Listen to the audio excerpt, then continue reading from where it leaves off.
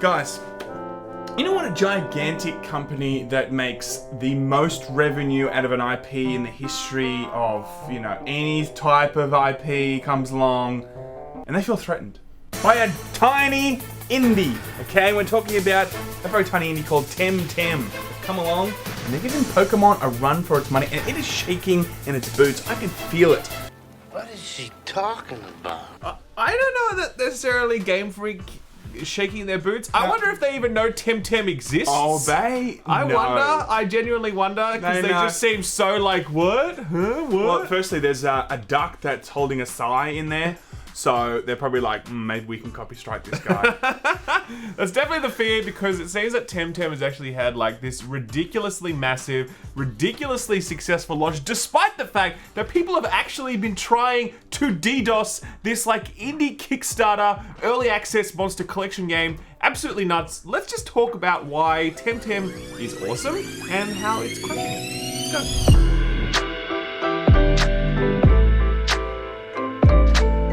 So I didn't drop then, see. I dabbed into it. That's much better. That's when you know you're getting more epic as a YouTuber gamer channel. You dab into the drop now, Okay.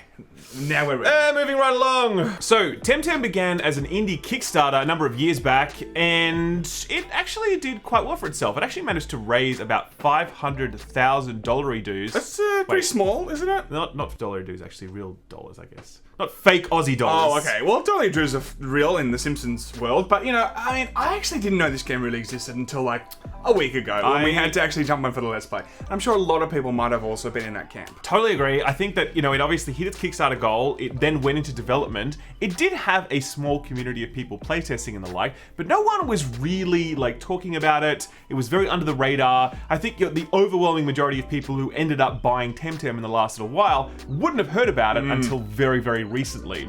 I think the biggest driver for the interest in Temtem is Pokemon. Enter Pokemon, or should I say Dexit Pokemon. Yeah. Mayo. Sam, say something. Okay, Ralph needs me to say something. So ultimately, guys, Temtem, I reckon, wouldn't have had the success it's having if Pokemon wasn't having its own problemos. Okay, Agreed. this is probably like the godsend that a tiny indie needs when they're trying to actually compete with Pokemon. There's no other Pokemon out there apart from like Digimon and shit. Or is there more? I feel like I think there's actually more. I don't know exactly. Is there really there's definitely ones? No, there's no mainstream ones. Nothing that comes remotely close to the world of Pokemon.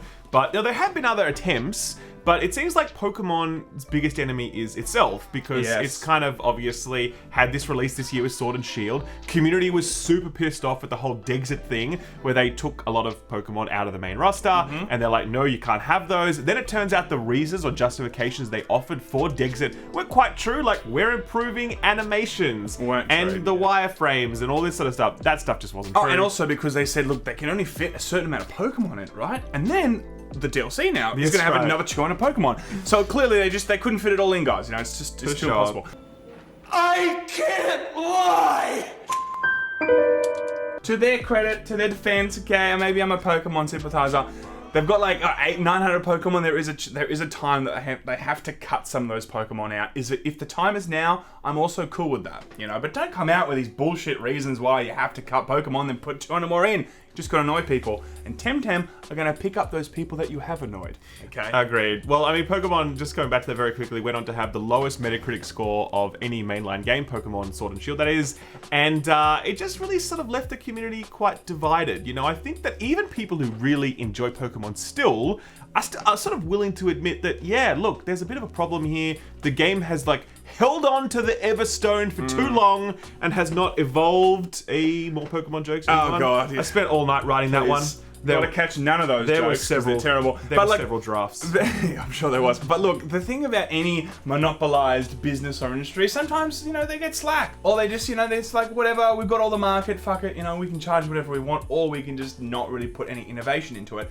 Pokemon may have been affected by that phenomenon of knowing that there's no one else really out there to challenge them. I do agree with that, actually. And that's why I feel Temtem's arrival is kind of like absolutely spot on perfect timing, because you had a series that people absolutely love. Like, they love Pokemon, they've grown up with it, they love it. They still want to play Monster Collection games, but they feel like Sword and Shield didn't really hit the mark. And then Temtem comes along and they're like, hey, we're Pokemon, but we're doing all the things that Pokemon Sword and Shield didn't do, and we're kind of making it feel like an actual 21st century Pokemon game. Yeah, Pokemon in 2020. You know, no, but look, I mean, I still retain what I originally have always thought. Some people just want that old school Pokemon thing. If that's what they want, you do you. Totally. Pikachu, I've said it again, but it's still a good joke. But yeah, so look, there are certain people that do want that, but it is good now. Temtem is here, and it looks like it's doing very well. Well, yeah, I mean, look, the momentum for the launch was building, and, you know, like, people started sort of playing it. You know, we played the closed alpha. We actually did a bit of a let's play of that, which you can check out. Cross-promotion, I like that. Check Link out. in the description, and here it is also.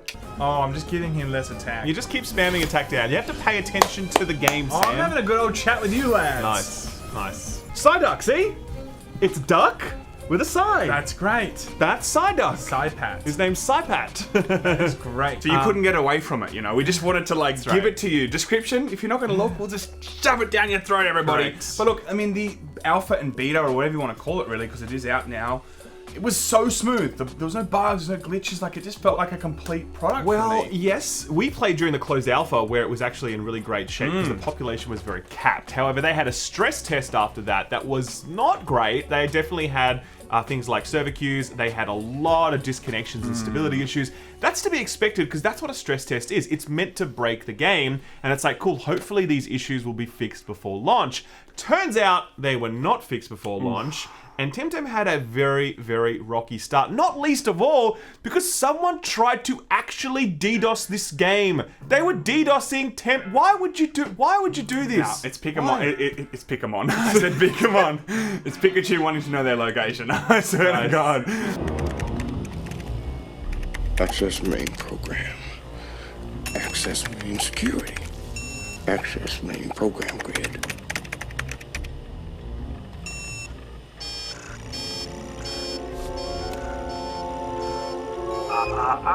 You didn't say the magic word.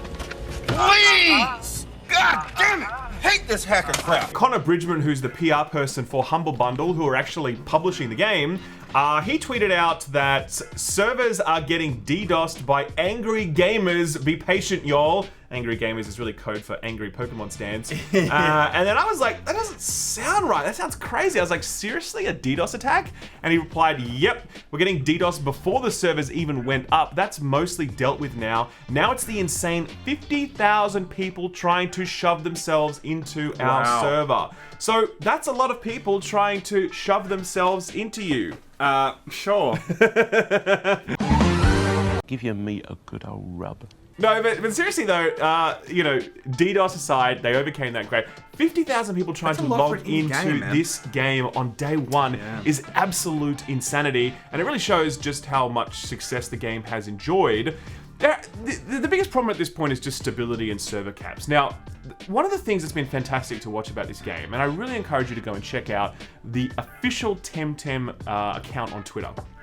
These devs are working their fucking asses off, and they are patching this game like every 2 hours to try and get it working. There have been so many bugs that have been identified, and they're just like, yep, we fixed that one, restarting the servers, doing this one. They're like interacting with their community. They're really like reaching out and sort of just like talking about the reality of things. They're not trying to hide anything.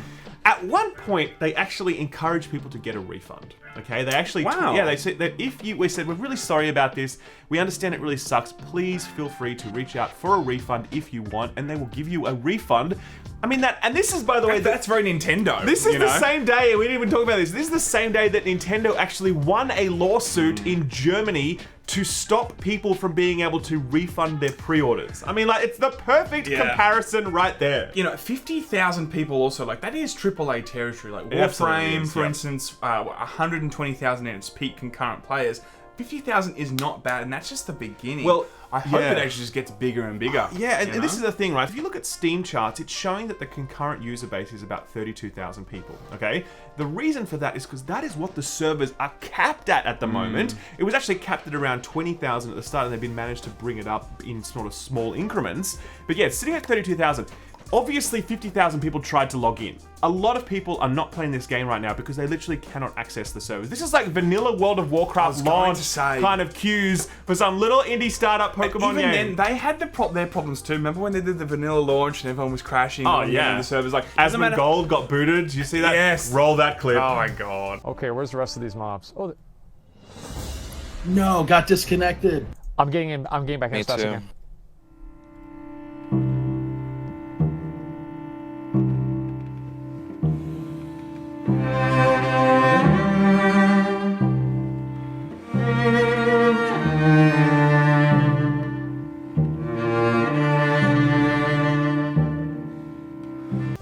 shows a gigantic company also can't handle a lot of people that just want to jump into a server.